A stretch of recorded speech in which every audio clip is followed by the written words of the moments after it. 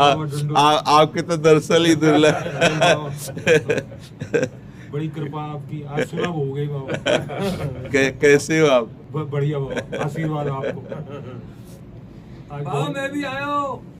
अरे लालू भैया, ये वो जन है, इनकी जो पत्नी है वो बरसाने की सखी है। जब हमें कहीं रोटी नहीं मिलती तो आखिरी घर में इनके जाते थे मांगने और कहते कि राधे बाबा मिली, तुम चुप हो, नहीं मिली बाबा ना, हाँ माता जी नहीं, अरे बैठो बाबा बैठो, बैठ नहीं, मतलब एक जगह पाना, अरे बाबा हमारी श्री जी का तू है, काहे को सब प्रपंच सोचता है, एक जगह पर बैठ, सालों प्राय मिलती ही नहीं थी शाम की रोटी, तो ये मतलब माँ जैसे प्यार करने या ब्रजवासियों का प्यार, मतलब अरे छोटे छोटे बच्चे ऐसा ये घेर लेते और बाबा ये प्रश्न, वो बाबा काशी की बात बताओ बाबा, मतलब ब्रजवासियों का जो प्रेम है ना वही भगवत प्रेम प्रदान करता है, ब्रजवासी कृपा। अब ये बालक था, इससे कहा लालू भैया यार मेरे सौभाग्य में तो नहीं आ रहा कि मैं वृंदावन वास करूं, तू बोल दे तो मुझे विश्वास है वृंदावन। बोले जा बाबा हो जाएगा वृंदावन। लालू को दे दियो वो होली की वो मैंने ललता ने भेजी है बाबा। अच्छा अच्छा, प्रसादी बाबा चुंदरी बरसाने गई ना बाद होली वाले दिन, तो बाद में लाडली जी की बाबा बहुत बहुत उनकी ओढ़ी भई है महाराज जी, ओढ़ी भई है। श्री जी की चरण प्रसादी होगा।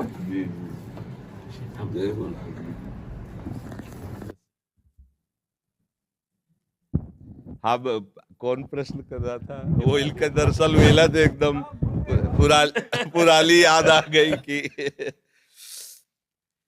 बहुत बहुत इनके जो पिताजी थे ना गृहस्थ में रहते हुए परम सन्यासी, मतलब ऐसी सदगति तो बहुत बड़े परमहंसों की होती जैसे तुम्हारे बाबा की हुई, ऐसी मतलब आंखों देखी बात, एक बूंद पानी नहीं, एक अन्न का टुकड़ा नहीं, बच्चों की तरफ आंख खोल के देखना नहीं। अंतिम जो स्थिति थी ना, केवल बिहारी जी भगवदाकार वृत्ति, सर हमें लगता कई दिन तक ऐसी स्थिति रही कि उन्होंने पानी भी नहीं पिया। बरसाने बोले दर्शन करके आऊंगो, बरसाने से दर्शन करके जैसे ही घर आए बोले आज से मेरा अन्न बंद है। हाँ, अन्न नहीं लूंगा, खाली दूध लूंगा और ठाकुर जी को चरणामृत। आखिरी दिनों में ऐसा सूख के शरीर, ऐसे जैसे योगियों का प्राण जाता है ना, ऐसे इनके बाबा बिल्कुल निरपेक्ष, ना बच्चा न बच्ची न बहू, किसी से कोई मतलब, गृहस्थ और जीवन भी सन्यासी जैसा। 4 बजे तड़के लंगोटी पहन करके यमुना किनारे भीषण सर्दी में, जहाँ अच्छे अच्छे काप जाए इनके बाबा, ऐसे फिर चिड़ियों को नमकीन खिलाना सब। कोई संत अगर प्रणाम कर दे तो तुम्हें तुम्हारे गुरु और इष्ट की कसम अगर प्रणाम किया, ऐसे कहा बिल्कुल इस सख्त। ये गृहस्थ जन नहीं है, ये ब्रजवासी भगवत स्वरूप है। मन में भाषा में जी आती है उनकी बाबा, मैं अपने मनी मन में आपने कभी कही नहीं, आज कह रहा हूँ बाबा चैन से रहो, चक्र भजन करो, तुम्हें ठाकुर जी मिल जाए, जी बात कहते हो। हमें पता है आप सबके आशीर्वाद से ही, नहीं तो कब, तो देखो इनकी रोटी पा करके हम जिए हैं।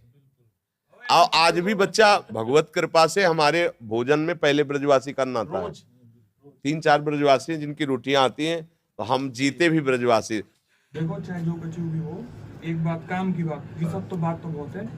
अब कोई दिन जब चिंतन में एकांत में बैठो तो एक बार बाबा श्री जी से ठाकुर जी से कह दियो कि तुम्हारा अधम बालक है, बाबा ध्यान रखियो। क्या ध्यान में रखना है उनको?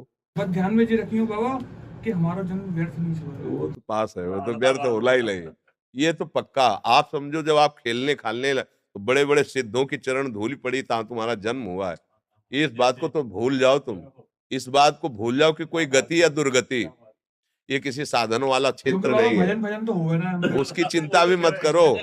काहू के बल भजल को काहू के आचार, और ब्यास भरोसे कुंवर के सोवत पाव पसार।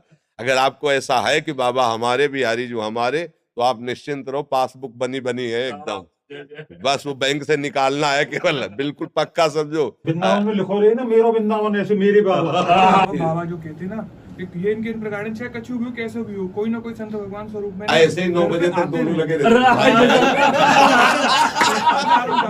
हमारे पिताजी कहते बाबा को बहुत दूर हाँ, सीढ़ी से उतरते चढ़ते 1 घंटा बाबा हिल के आते, चलो बच्चों चलो जाले दो बाबा को जाले दो, और ये दोनों लगे रहते घर।